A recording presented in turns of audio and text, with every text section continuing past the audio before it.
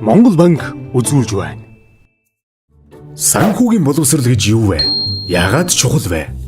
Санхүүгийн боловсрал гэдэг нь энгийнээр ойлгуулбал иргэн өөрийн нөхцөл байдалд тохируулан санхүүгийн зохистой шийдвэр гаргах, арга хэмжээ авч хэрэгжүүлэхэд шаардлагатай мэдлэг, чадвар, хандлагыг хэлнэ. Энд мэдлэг гэдэг нь иргэн хувийн санхүүгийн талаар ойлгодог байх.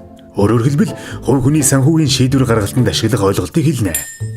Чадвар гэдэг нь санхүүгийн талаарх мэдлэгээ өөрийн санхүүг удирдахад ашиглах.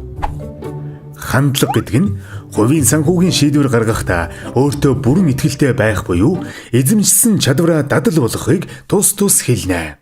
Санхүүгийн боловсрол дээшилснээр та өөрийн мөнгөө зөв удирдана. Та өөрийгөө санхүүгийн эрслээс хамгаална. Тухайлбал найдваргүй зээл, санхүүгийн залилан, гинтийн хохирлоос. Та өөрийн болон өрхийнхөө орлогыг нэмэгдүүлж зардлыг хэмнэнэ. Таны санхүүгийн шийдвэр гаргалт оновчтой болно. Санхүүгийн үйлчилгээний салбар. Хэрэглэгчдийн мэдээлэл сайжирч, идэвх нэмэгдснээр тохирсон санхүүгийн бүтээгдэхүүн үйлчилгээ худалдан авах нэгснэ. Ингэснээр санхүүгийн байгууллагын үйл ажиллагааны цар хүрээ өргөжнө.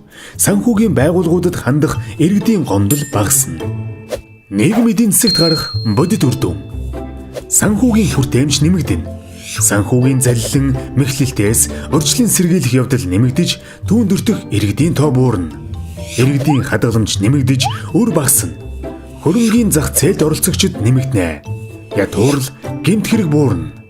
Дэлгэрэнгүй www.санхүүгийн боловсрол цэгийн мэн сайтаас хүлээн авч үзнэ үү.